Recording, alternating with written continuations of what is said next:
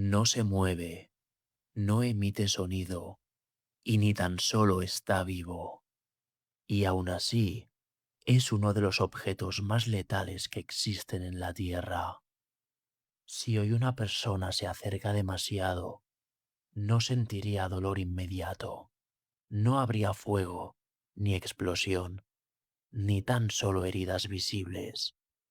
La muerte no empezaría por fuera, sino por dentro del cuerpo, a un nivel tan pequeño que sería totalmente imperceptible. Debajo del reactor número 4 de Chernóbil existe una masa sólida creada por un error humano extremo. La llaman pie de elefante y durante mucho tiempo bastaban minutos cerca de él para que el cuerpo humano comenzase a colapsar y a morir lentamente.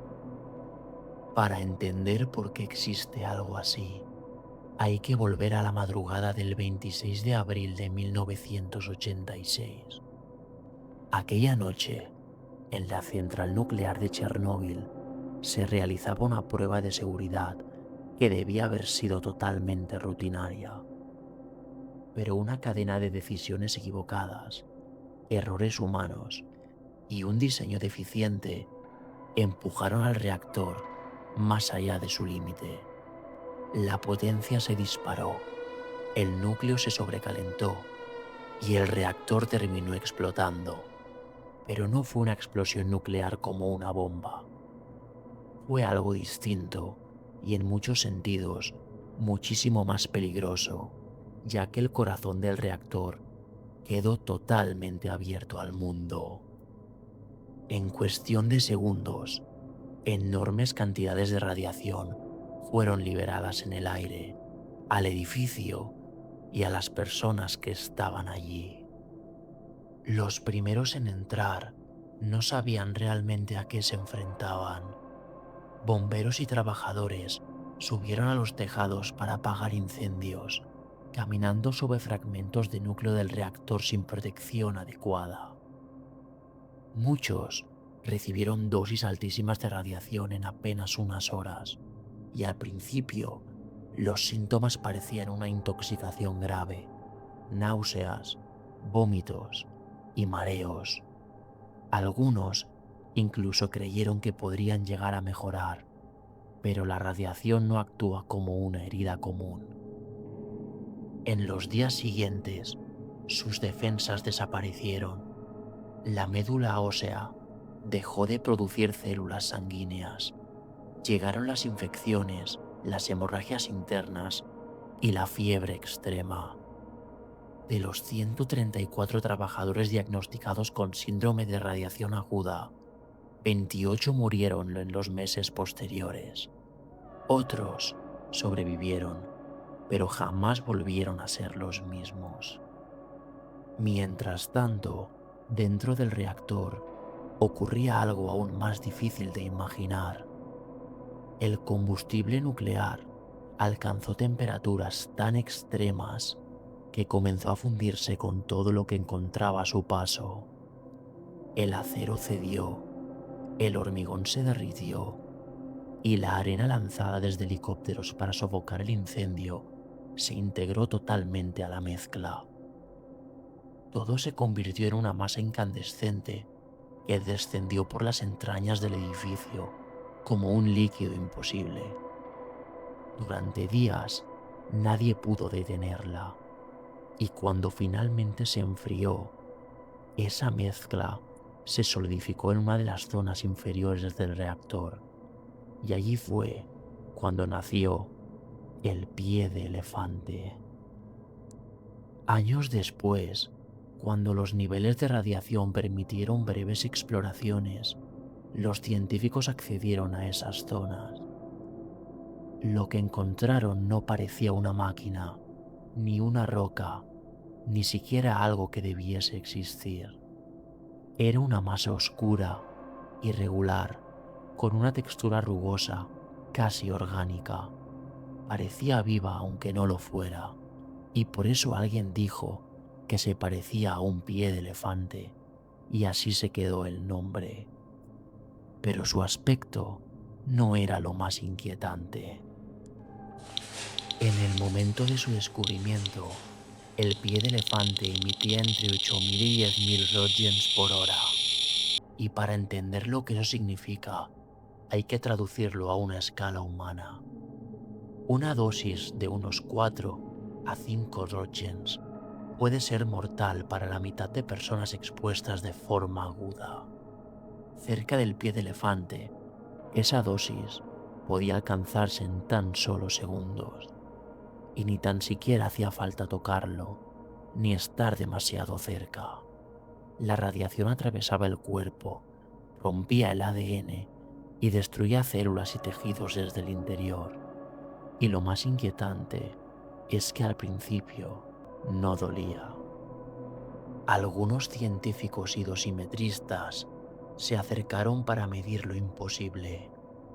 En 1996, Arthur Korneyev tomó la fotografía más famosa del pie de elefante, la fotografía titulada como la más peligrosa del mundo.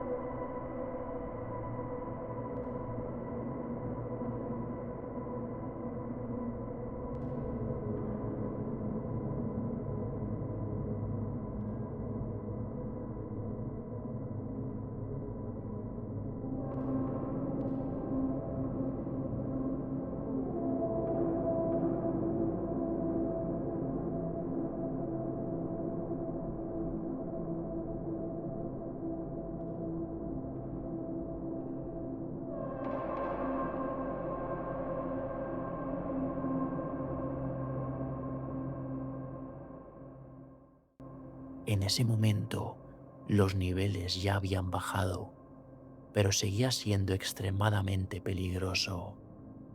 Existe la leyenda de que el fotógrafo murió poco después, pero la realidad es más compleja y puede que aún más inquietante, ya que Korneyev sobrevivió durante años, pero acumuló dosis enormes a lo largo del tiempo y vivió con las consecuencias físicas de una exposición muy prolongada. Y esto es importante, ya que la radiación no mata siempre de forma inmediata. A veces deja que vivas, pero te cobra la factura tiempo después, matándote poco a poco y dañando todo tu interior de forma muy lenta. Hoy, el pie de elefante sigue existiendo. Su radiación ha disminuido con el paso de las décadas, pero no ha desaparecido. Si una persona se acerca demasiado a día de hoy, los efectos no serían instantáneos como en 1986, pero seguirían siendo muy graves. Una exposición prolongada podría aumentar drásticamente el riesgo de cáncer, dañar tejidos internos y provocar múltiples mutaciones celulares, y causar efectos que podrían aparecer años después. No sería una muerte inmediata, sería algo mucho más silencioso, mucho más lento y precisamente por eso, mucho más peligroso. Por eso no se intentó destruir el pie de elefante, porque no se puede. La única solución fue encerrarlo, primero bajo un sarcófago de hormigón construido a toda prisa, décadas después, bajo una estructura de acero gigantesca diseñada para durar cientos de años, y no para eliminar el peligro, sino para contenerlo. Los científicos estiman que el pie de elefante seguirá siendo peligroso durante miles de años, más tiempo del que ha existido cualquier civilización humana. Cuando nuestras ciudades desaparezcan, cuando nuestros idiomas se pierdan y cuando este vídeo ya no exista, ese objeto seguirá allí, inmóvil, silencioso, pero letal. El pie de elefante no es una historia de terror, tampoco es una leyenda urbana.